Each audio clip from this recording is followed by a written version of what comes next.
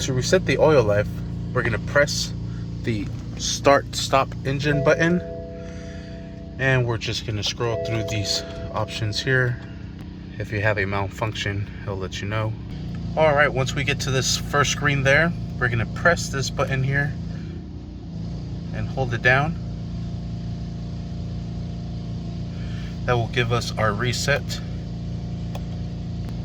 And if you press on this here, it'll give you the options that you could reset.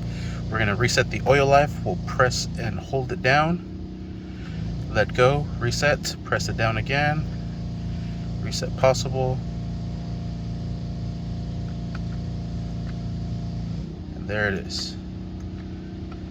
Sweet. And I'll reset this one as well. Let's try it one more time. Reset. Reset possible. I don't think I'm doing this right.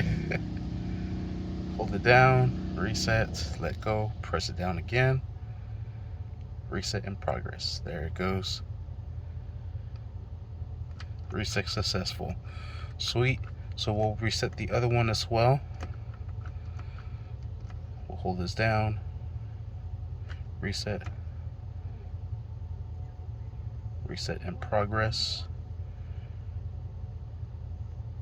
And there you have it. Sweet.